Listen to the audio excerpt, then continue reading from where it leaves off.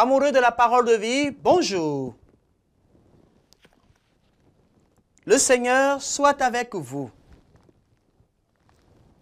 Évangile de Jésus-Christ selon Saint Luc, chapitre 15, versets 1 à 32. Les publicains et les pécheurs venaient tous à Jésus pour l'écouter. Les pharisiens et les scribes récriminaient contre lui. Cet homme fait bon accueil aux pécheurs et il mange avec eux. Alors Jésus leur dit cette parabole. Un homme avait 2 fils. Le plus jeune dit à son père, « Père, donne-moi la part d'héritage qui me revient. » Et le père fit le partage de ses biens. Peu de jours après, le plus jeune gaspilla sa fortune en menant une vie de désordre. Quand il eut tout dépensé, une grande famine survint dans cette région et il commença à se trouver dans la misère. Il alla s'embaucher chez un homme du pays qui l'envoya dans ses champs garder les porcs. Il aurait bien voulu se remplir le ventre avec les gousses que mangeaient les porcs, mais personne ne lui donna rien. Alors, il réfléchit.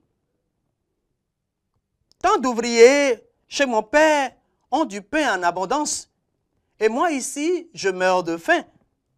Je vais retourner chez mon père, je lui dirai, « Père, j'ai péché contre le ciel et contre toi. Je ne mérite plus d'être appelé ton fils. Prends-moi comme l'un de tes ouvriers. » Il partit donc pour aller chez son père. Comme il était encore loin, son père l'aperçut et fut saisi de pitié. Il courut se jeter à son cou et le couvrit de baisers. Le fils lui dit, « Père, j'ai péché contre le ciel et contre toi. Je ne mérite plus d'être appelé ton fils. » Mais le père dit à ses domestiques, « Vite, apportez le plus beau vêtement pour l'habiller. Mettez-lui une bague au doigt et des sandales aux pieds. Allez chercher le veau gras, tuez-le. Mangeons et festoyons. Car mon fils que voilà était mort et il est revenu à la vie. Il était perdu et il est retrouvé. » Et ils commencèrent la fête. Le fils aîné étant au champ, à son retour, quand il fut près de la maison, il entendit la musique et les danses.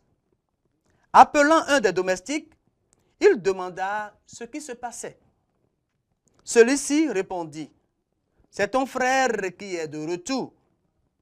Et ton père a tué le veau gras parce qu'il a vu revenir son fils en bonne santé. » Alors, le fils aîné se mit en colère et il refusa d'entrer. Son père, qui était sorti, le suppliait, mais il répliqua, « Il y a tant d'années que je suis à ton service sans avoir jamais désobéi à tes ordres, et jamais tu ne m'as donné un chevreau pour festoyer avec mes amis. Mais quand ton fils que voilà est arrivé, après avoir dépensé ton bien avec des filles, tu as fait tuer pour lui le veau gras. » Le père répondit, « Toi, mon enfant, tu es toujours avec moi, et tout ce qui est à moi est à toi. » Il fallait bien festoyer et se réjouir, car ton frère que voilà était mort, et il est revenu à la vie. Il était perdu, et il est retrouvé. Acclamons la parole de Dieu.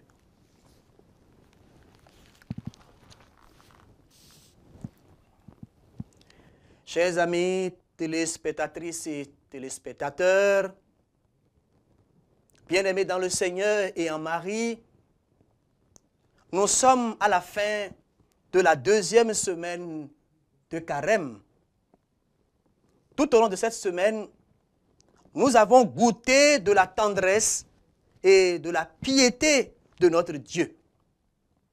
Encore aujourd'hui, Dieu nous montre qu'il prend plaisir à faire grâce. La parabole de l'enfant prodigue illustre avec éclat l'affirmation du psalmiste et du prophète. Chacun peut se reconnaître dans le fils perdu, mais aussi dans le fils aîné. Sans doute, savons-nous qu'il faut se réjouir chaque fois qu'un frère retrouve le chemin de la maison. Dans la première lecture tirée du livre de Michée, le prophète demande le pardon total des péchés au Dieu qui prend plaisir à faire grâce. Mais c'est dans l'Évangile que Jésus nous révèle le vrai visage du Père miséricordieux. À travers le psaume du jour, psaume 102, nous pouvons aussi dire « Béni sois-tu Seigneur, Dieu de tendresse et d'amour, car il nous pardonne vraiment, il nous guérit de toute maladie. Il n'est pas toujours en procès avec nous, non. Si notre cœur nous accuse, Dieu est plus grand que notre cœur. Prenons conscience de cela, bien-aimés dans le Seigneur.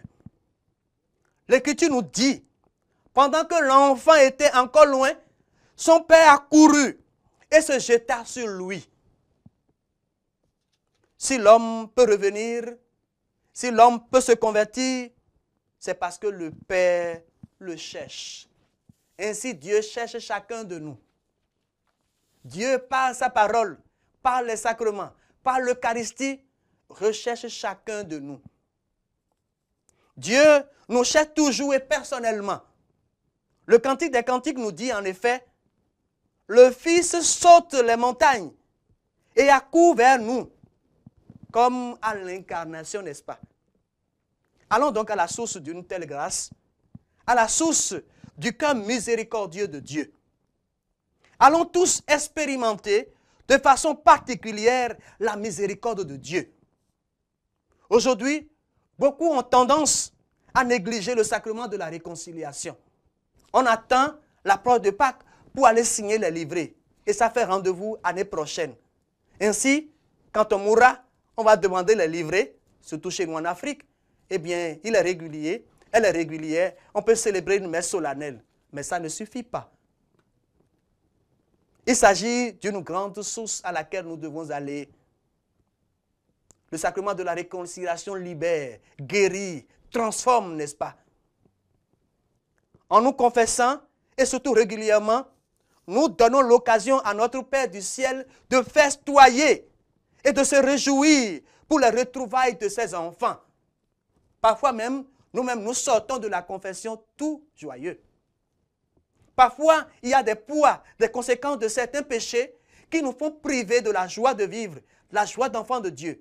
Et quand on prend le courage d'aller, et surtout quand on se confesse dans la vérité, sans dire seulement les paroles que nous voulons, voilà, et puis tous les péchés que j'ai oubliés, Père, donnez-moi l'absolution si vous m'en jugez digne, alors que tu te souviens très bien du fond de ton cœur de ces péchés.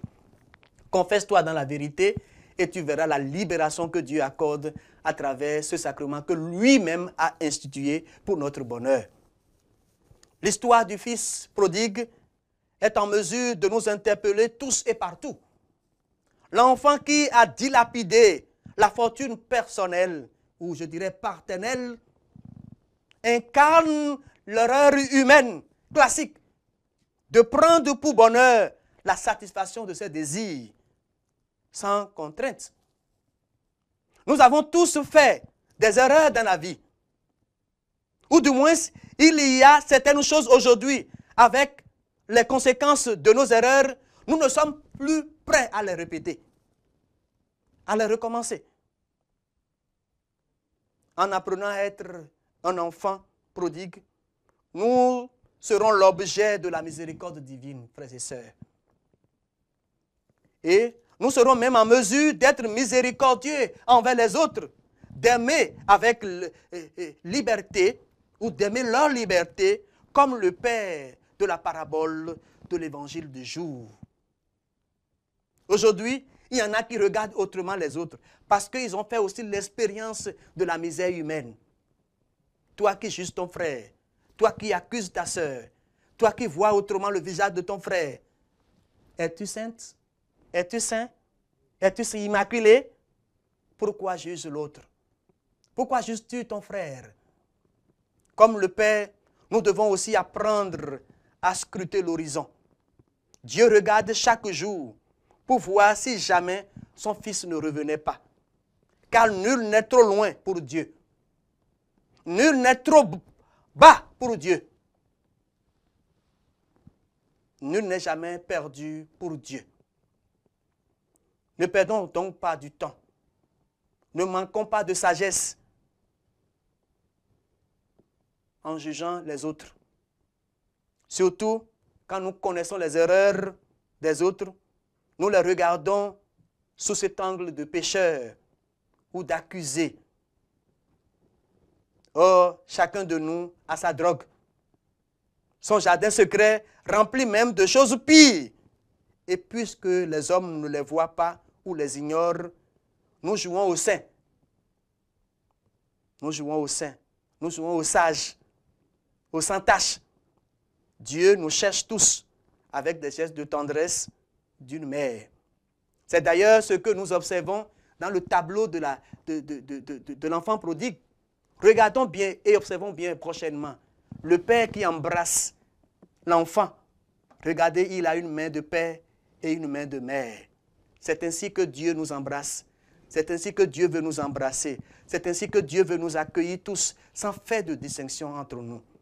L'essentiel, c'est que nous revenions à la source. L'essentiel, c'est que nous revenions à la maison. Autrement dit, que nous nous reconnaissons pécheurs, que nous nous reconnaissons de nous éloigner de la grâce, comme cet enfant prodigue. Et en revenant, Dieu accorde toujours sa miséricorde. Dieu veut te voir revenir à lui. Alors, ne répétons pas les erreurs du passé. Ne soyons pas un autre fils prodigue. Mais, si nous sommes déjà un fils prodigue, repentons-nous aujourd'hui et retournons chez nous. Repentons-nous aujourd'hui et revêtons-nous de la grâce divine. Le fils aîné, lui aussi, a à nous enseigner. L'Ancien Testament nous a déjà présenté quelques exemples de rivalité fraternelle. Caïn était jaloux d'Abel, sans tarder au point de le tuer. Ésaü est devancé par son jeune frère et se trouve, je dirais, lésé. Nous avons aussi Joseph vendu par ses propres frères à cause de leur jalousie. Dans les trois cas, pour ne citer que d'autres, que ceux-ci, j'allais dire, le jeune qui réussit plus que ses frères, eh bien, attire le ressentiment des aînés. La jalousie toujours, non? Alors, frères et sœurs, imitons le vrai aîné. Et qui est ce vrai aîné, sinon Jésus? Imitons Jésus et aimons-nous vivants et surtout sincèrement. Laissons de côté nos hommeries et faisons preuve de la maturité spirituelle à laquelle le Seigneur nous invite tous. Ne passons pas ce temps de carême comme un temps quelconque, comme une habitude. Vivons vraiment ce temps de carême et laissons la grâce de Dieu transformer chacune de nos vies, chacun de nos cœurs, pour que Dieu puisse réécrire encore de belles histoires à travers chacune de nos vies. Et que la Vierge Marie, Mère du perpétuel secours, elle qui défait les nœuds, transforme encore et encore nos vies. Mais c'est à nous de collaborer avec la grâce pour que les bénédictions jaillissent encore et encore. Et que chacun de nous demeure toujours dans cette béatitude. Au nom du Père et du Fils et du Saint-Esprit. Amen.